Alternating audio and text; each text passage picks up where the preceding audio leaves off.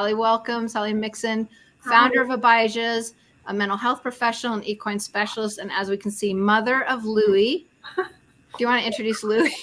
This is Louie. He's my 1-year-old French bulldog who's working to be a certified service dog soon for me. Hi. Yes, you are. What doesn't he have a full name? Yeah, it's Sir Louis Conchardas. Oh, of course. Yeah, there's a story there too. He is adorable, and we're excited to see if we're going to be hearing his snorts and other things in the background as we do our call. Yeah. So welcome again as you guys are joining us, and really excited to talk about this topic today. And so we just got finished with our Arch gathering. The gatherings are conferences that are held in experiential settings. So the idea is it's a time for us to connect in person, and we get to learn from one another different topics and presentations like you would have at a conference.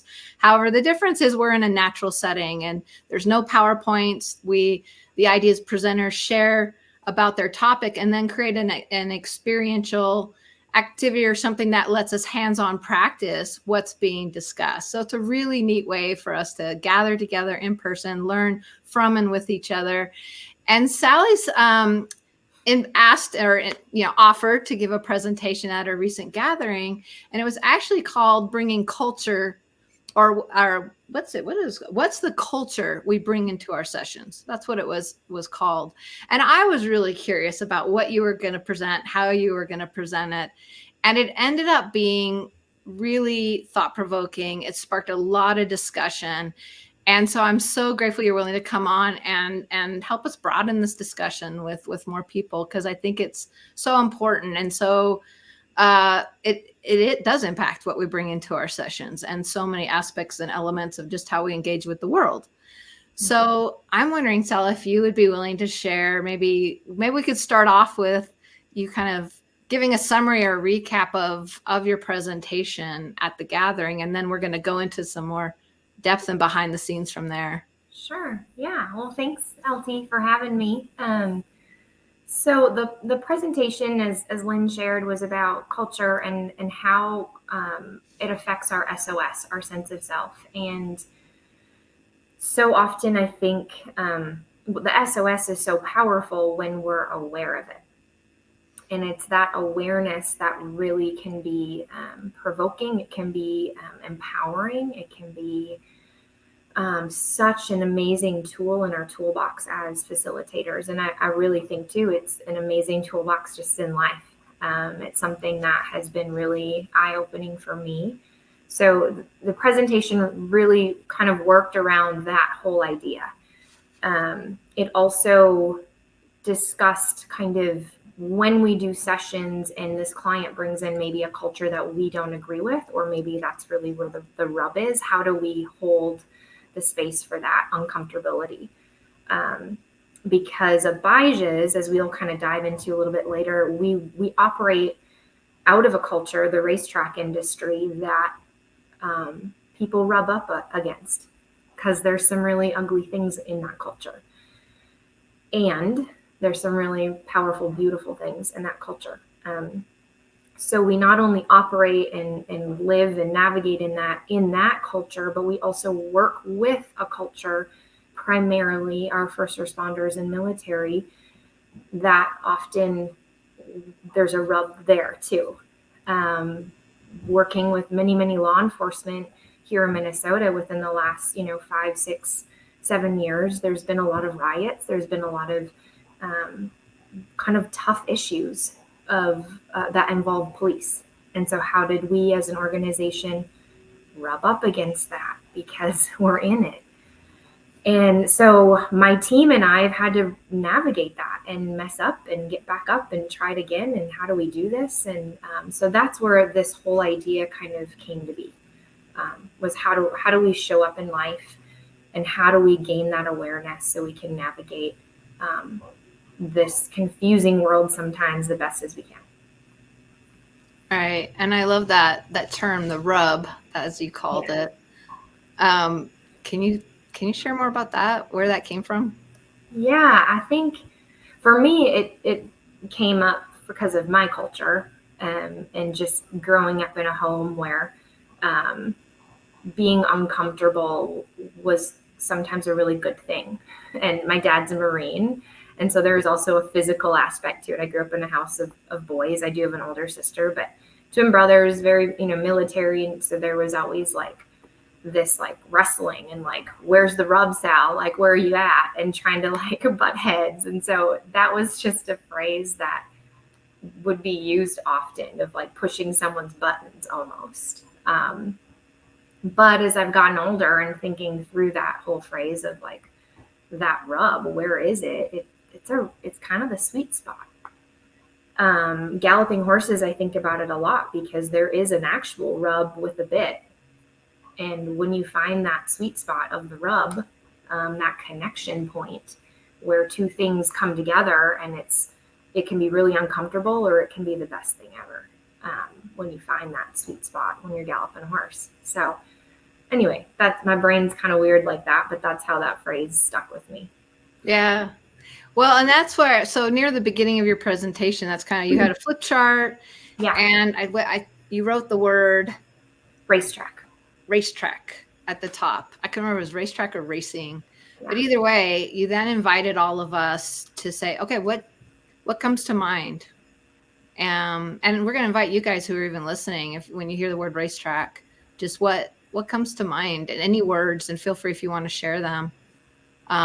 What kind of words? And you were writing and there was a lot of pretty, what you might call emotionally charged words. It was win, competition, betting, beauty, and abuse. Yeah. Fast. Neglect. There have come some in the comments here.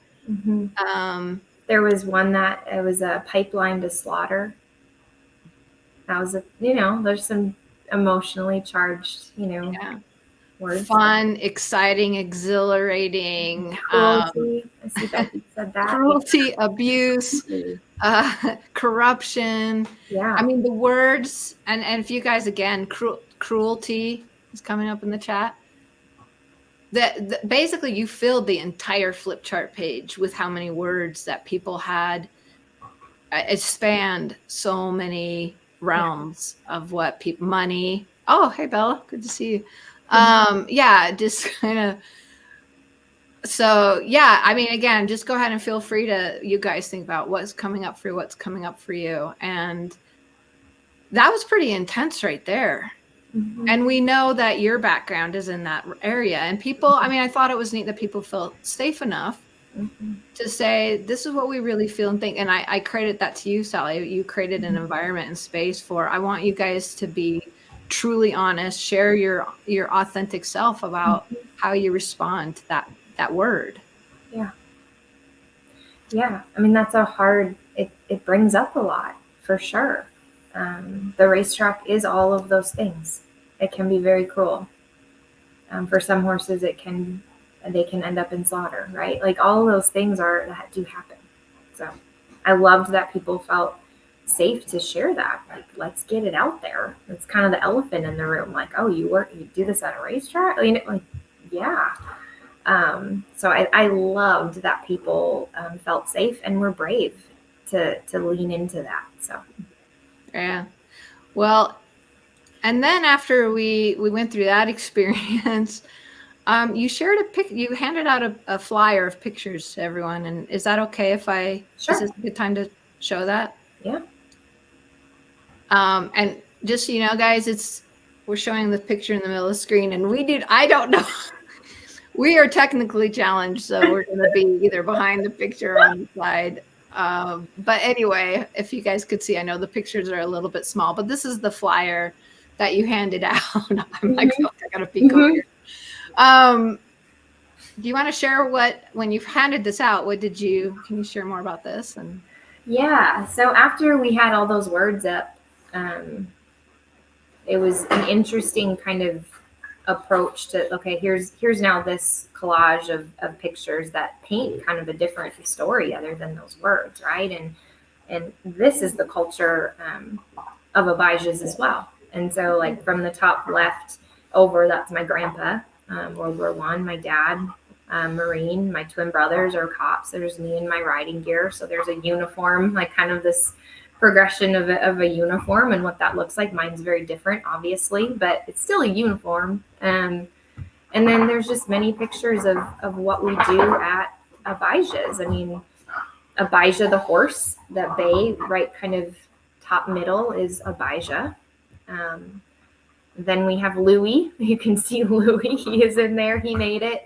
But we have Martine, who is a jockey in there with Kelsey, who's another jockey and talking, and Christmas in June on the bottom right, where we have one of our horses and Santa came around. And there's about 250 people that live on the backside of the racetrack here in Minnesota.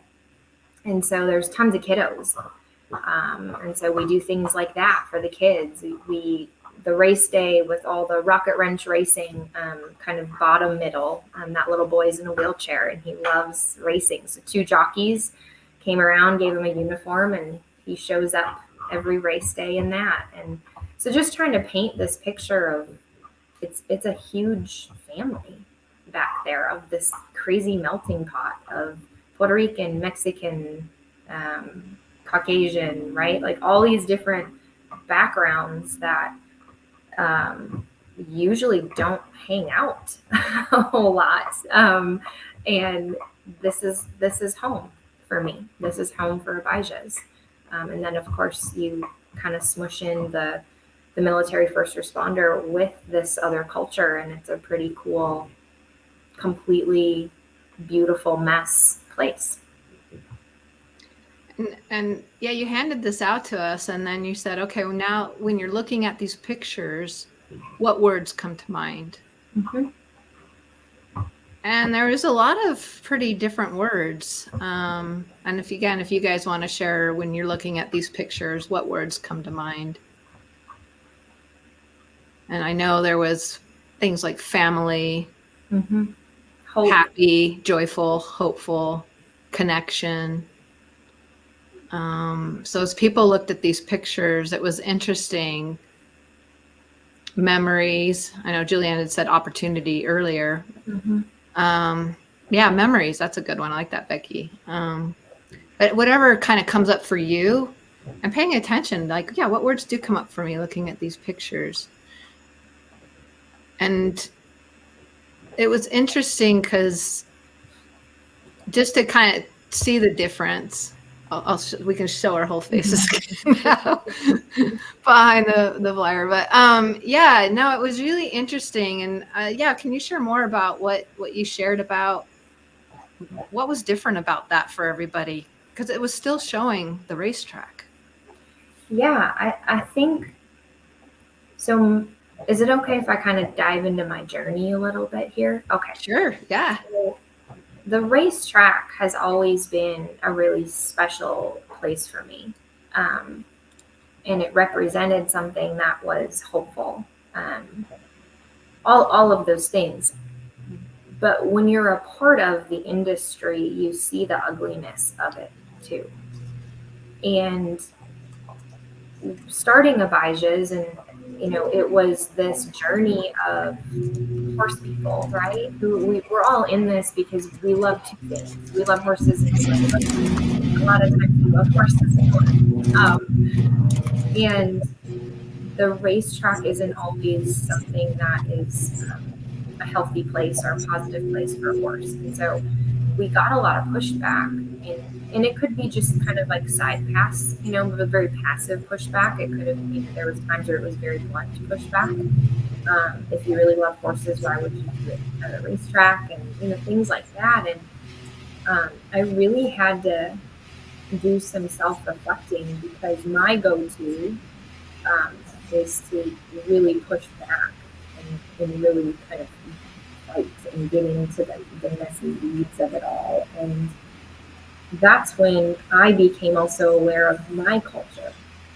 And that's, I think, the beautiful thing in this journey. There's been so much growth. I hope there is continuing growth, but I didn't know what I didn't know about my culture until I knew it. And when I became aware that much of my culture, from military to first responder to different things within my family and my heritage and just my immediate family and growing up, and I didn't have to fight. I didn't have to operate the same way. And when I became aware of that, I had a choice, and I could choose to go about this a different way, or I could continue to go about it and and fight and prove that it's actually an amazing place. And so, getting to that point of my own awareness and my, that sense of self, I was able to kind of step back and say, no, you know what? The reality is, all of those words, that's true. Like, I'm not going to fight that. I'm not going to tell you, or I'm not going to argue that it's not true. It's true. But the pictures that I showed are also true. And so there's a bridge, there's an arch, honestly, that connects these two worlds. And how can we be in both? And I think that's the rub of how do we operate in both. That's Lily coughing. But how do we be uncomfortable and be okay in this uncomfortability? Because everything in my being wanted to be like, get defensive. Like, are you kidding? Like, this is my family. These horses are taken care of. All this kind of stuff. And sure, they might be in my barn. They might be in other trainers' barns, but there's barns where they're not. And that's where I had to really kind of take a step back and realize, like, no, like this, but it can be both. Cops can be really good and really not good. And that's a hard thing. Like when you're in the midst of riots, when your brothers are cops, and words and phrases are coming at you personally and your family, and defund the police and all of that, and your immediate response for me is to get defensive. But the reality is, they're also right. And that's really, really hard to sit in. And at the same time, my brothers are two of the best humans in the world who are really good cops, who love people. And they even love the bad guys. Like, they want to help them. They see that there's good. And so there can be both. And that's where this whole idea came to be. And as we as Abijahs are called into the racing industry, I also have to be, ready that not everyone is going to agree with me. And that's awesome. That is a beautiful rub, and we get to have conversation about it. But in order to have conversation that is sweet and authentic and genuine and respectful, both parties need to be aware of their SOS. Oh, wow. Yeah, that is so powerful. And SOS, sense of self, and the arch framework is grounded on a foundation of keystones that we call, based on the arch language. And seen is S, sense of self, empowering mindset, externalizing story, natural flow. These are things we keep in mind and ask ourselves as facilitators to help guide us in the work that we do and create an empowering and safe place for clients to feel seen and heard. And sense of self is the most important part. And I love what you're sharing there. It's so powerful because we talk about people being so polarized. And that's exactly what you're talking about. Like when we can only see one side, not just of others, but of ourselves too. Mm-hmm. The side that we want to see, and then there's the side we don't want to see. Mm-hmm.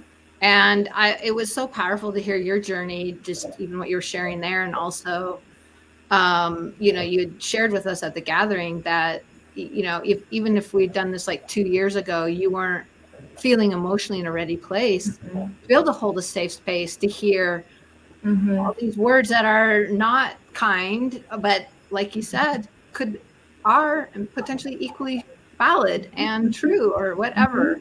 Mm-hmm. So you're in a different place now.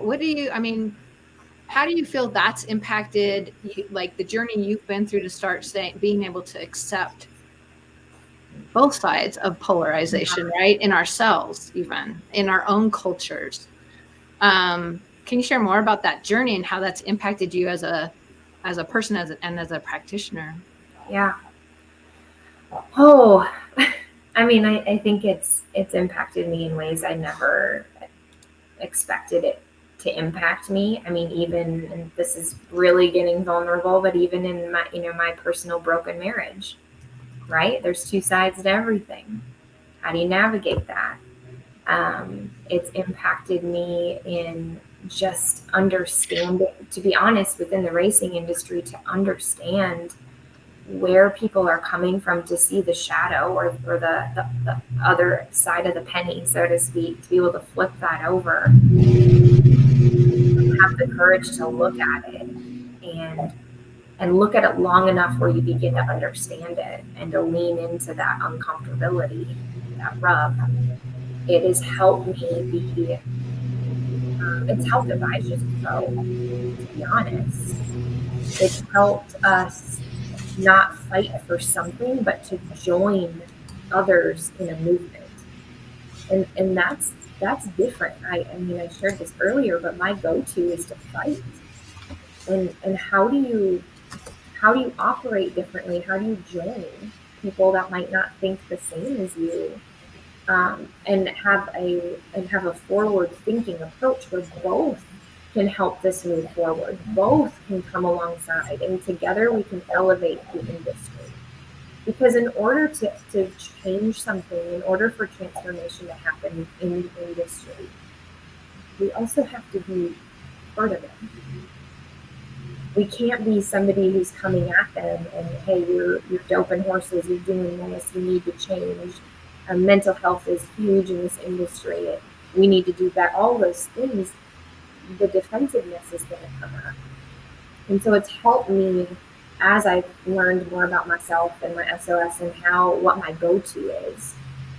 It's helped me recognize when I'm showing up that way and when I can pause and breathe and take a different approach. And rather than, hey, you're doing this and this and this wrong, hey, could we look at doing it differently? Or tell me why you've been doing it like this way for so long. And when you have the time, the patience, you begin to see the other side of the penny with individuals and with industries. And light comes in the shadows, so to speak. And you have these aha moments of like, oh my goodness, of course you were doping this horse. You had to win. And you had to win because maybe there were situations in Mexico with your family that were life and death. And I don't agree with doping horses, but you see a different side, and there's empathy, and there's a heart in it. There's the judgment goes away. And so you can still hold on to, I have never once, and I will never, I pray, hopefully, will never lose my values. I'm firm in what I believe in. I'm firm in what I believe is right and wrong. But I'm able to step into spaces that I believe are wrong in a very gentle, opening, welcoming, safe approach. And learn. I can learn from them. And that's made a huge difference in my life. Oh, thanks, Sally. That was beautiful. And it was making me think. So in Arch, we focus on the concept of stories, and we talk about how, we're all bringing our stories in, our individual stories. As practitioners, we bring that into our sessions. Our clients are coming with their stories. Horses have their stories. And then together, we're all impacting each other's stories. And then we're also creating a new story, the story of all of us engaging together. And I was just thinking about how those stories impact each other so much, because even like we did earlier with, racetrack up on a flip chart, Right. all the perception. And then when you shared the pictures and you shared your story, you shared how this is a family for you. And I mean, all of a sudden, this other kind of side of the penny, I love that visual, kind of started, the penny started to be flipped a little bit. And it did kind of create this understanding and openness and a softness to what might have been a lot more of a strongly emotional situation. And again, I credit you for how you facilitated us in this journey. But just the power of hearing stories like you were just sharing, maybe this guy's family in another country is suffering and what that puts on them, and just to broaden our understanding, again, not to discount our values and what's important to us personally and individually, but to also, I guess, shift how we can engage with one another with new openness and love, or just hearing, being seen and heard. I guess that's the foundation, being seen and heard. Yeah, how have you seen this, or stories, or in your own life, or how are you applying this, I guess? I mean, as of late, I feel like I've had to learn how to apply it, just running Abijah's and bringing in new people, bringing in staff, team members, interns, everybody, because everybody's coming in with their story, with their journey, and they're looking through that lens of their story. The cool part is that lens can change and shift and do all these things if we want it to. And so, we're constantly in this kind of having these conversations as a team of like, we're coming up against a rub of, hey, this needs to be done better, or I'm not okay with this. And we have to navigate that and have that open mindset to have these conversations. So it takes I don't want to say it takes a unique person, but it takes somebody willing to, to lean into that in order to be at Abijah's in a way, because you're going to stretch a ton. To do this work on the backside of a racetrack, you're going to see things that you don't want to see. You're going to hear things that but you're also going to see and bear witness to the most loving, passionate place, I believe, on earth, because it's my home. But it's so hard. So I think it's helped me, not like at work, it's helped me in my personal life, just pausing and understanding people are coming into conversation through their cultural lens. And sometimes they're not aware of that lens. And I'm sometimes not aware of my lens still. It's a growing process. You don't know what you don't know. But I think what's has been really impactful in my personal journey is I know I don't know. And there's wisdom in it. That's something I haven't always had. I mean, ask Glenn Moore. And Heather and some of my close friends that do this work. I would at times not have patience and have more of that rigidity of black and white. And again, not to say I don't still hold those values that I had with that black and white, but it's a very different approach. Yeah, that was just making me think of, because I loved how you phrased it, lean into the rub. And then you just used the word rigidity, because I was thinking, when we're rigid, when we lean into the rub, we're going to repel each other, or it might end up breaking and fighting each other. Versus, how do we lean into the rub in a way that's softer, and that we can go through the rub together? And through that, we create new stories, new awarenesses that maybe we didn't have before. And it's been hard. I mean, there's been a lot of blood, sweat, and tears, literally and metaphorically. There's also the whole, we haven't touched on this, but there's a cultural piece in the industry that is very male dominant as well. So I'm a woman and come into this industry and I'm galloping horses, and there's not many of us.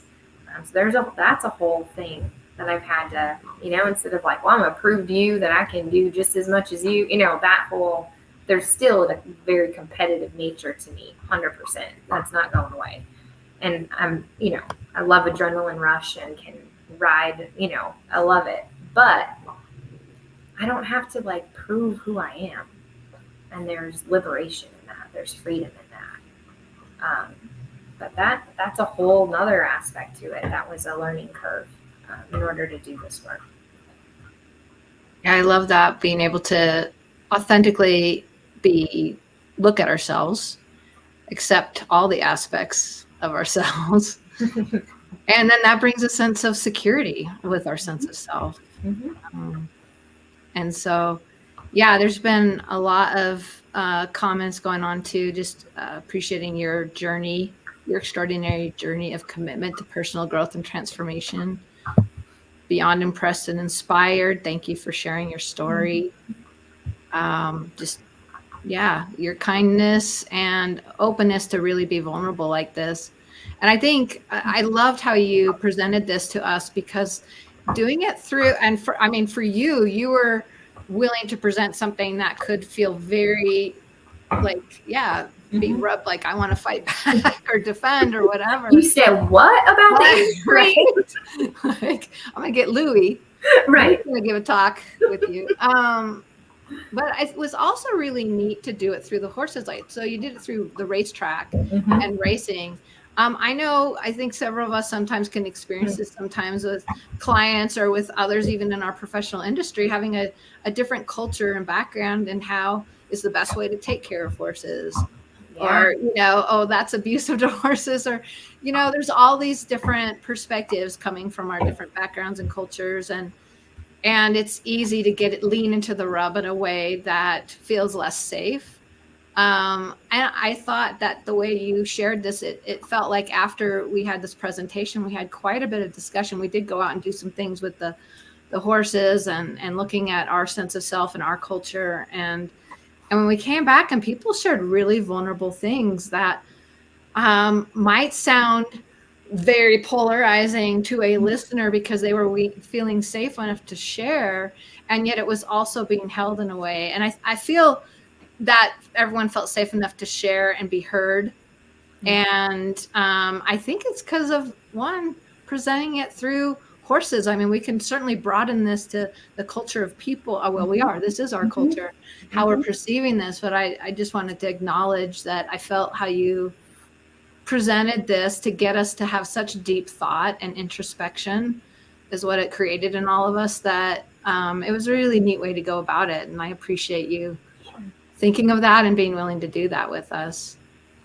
And I just want to share too, and real quick too, about Abijah's, and if anybody has any other thoughts too about this topic and culture and our sense of self and how we bring things into our sessions too. Becky says it's a hard world for women and horses. I love the speed and connection with the race horses, yet I saw so much pain I had to leave it. You have evolved and learned how to walk that razor's edge. What's your thoughts on that? Yeah. Like that is a very sweet, Becky, and it makes me, that is a beautiful way to put it. I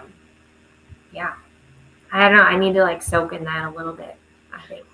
Yeah, I'm soaking it too, because I don't want, Becky, I also don't think the choice to leave is also just part of the story. And I was interested in call it the razor's edge, just because that's how it feels sometimes. It feels very thin and sharp. Yeah. That you can easily fall and get cut. I was just thinking that was a neat way to phrase it, because it is hard. And I don't think necessarily one way or the other. I do think Sally is evolved. I agree with it. And I also wanted to just share, I feel that we're all going to address and travel that road and lean into the rub in a way that works for us. And there's value to all of it. And hopefully our stories do evolve and keep getting better, because we're being so open and willing to lean into the rub. Is what I keep getting from this conversation. I would love if you want to share. You've started this amazing program, Abijah's, and in partnership with the racetrack. I mean, you guys literally provide sessions on the backside of the racetrack, incorporating retired thoroughbreds. Can you share any more that you'd like to share about this program and your vision? What's driving this vision and the vision you have? Yeah. I mean, really simply, what's driving the vision is hope. The racetrack, you always have a chance when you get into the starting gate, and the so many terms in the racing industry, the long shot, right? And the long shot always has a chance, and that has been. I have felt like a long shot in my life many, many, many times, and I think most people have.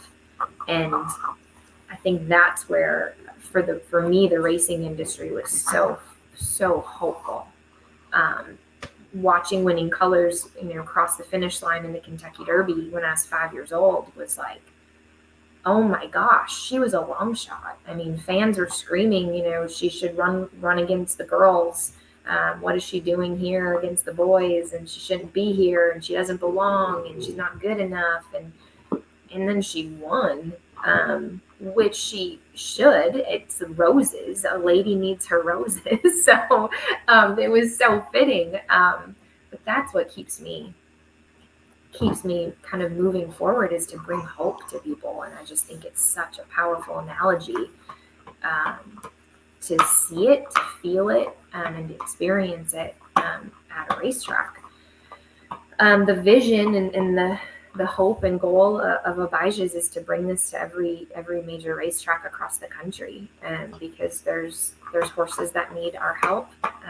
We want to definitely elevate and transform parts of this industry that need it, right?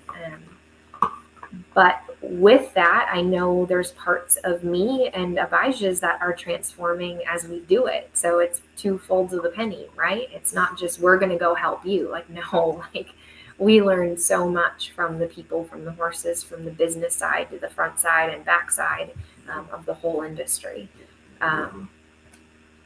But our goal and hope is, to bring it across the country. And so we've had Santa Anita has been talking with us, and that's in California. And the owners of Santa Anita also are on Gulfstream, which is Florida track. And so there's some really fun, exciting potential things that could happen there in the near future. I mean, how cool that we can bring hope and healing, and community can come around. Like, whoever thought you'd go to a racetrack and your life would be transformed, other than like transform negatively, like you're in debt, you're gambling, you're addiction, trauma, like all of that. But the other side of the penny is like hope, healing, transformation, renewal, like all these cool things. And that's fun. Like that makes me get excited that we can bring back the hope of the long shot. Like, come on, that's fun. When that long shot wins, and that's what we do at Abijah's. Well, it's really powerful what you guys are doing. The vision is amazing, Sally. And if you guys have an interest, your website is, maybe spell it. Well, it's AB as in boy, IJAHS.com, Abijahs.com.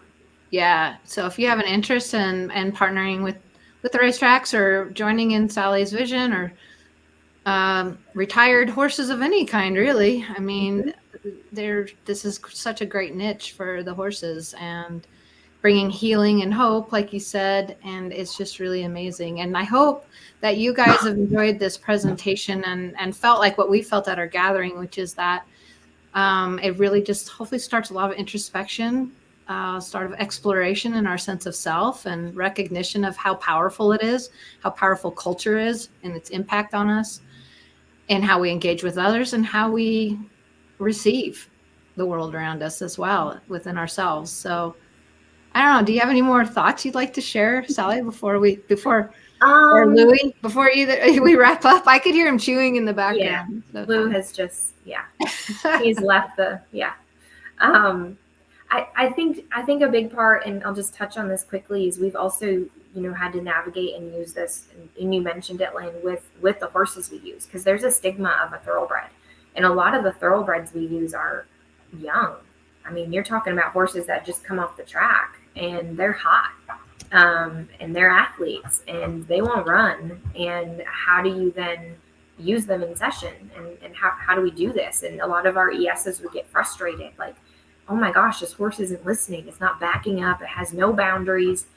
Well, wait a minute. When we learn, but first of all, that's our culture. I mean, it's weird to say, but my culture is I don't like to be, moved around, and I like my bubble, so to speak. And so recognizing that, but then also recognizing this beautiful creature's culture, and they don't back up.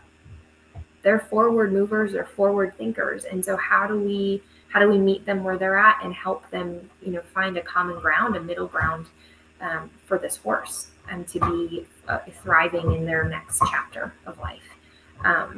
And so we've had to navigate that too. A lot of our horse people, because sometimes these horses aren't your typical therapy horses. But it works when you find that sweet spot. So that's another part. That's pretty cool.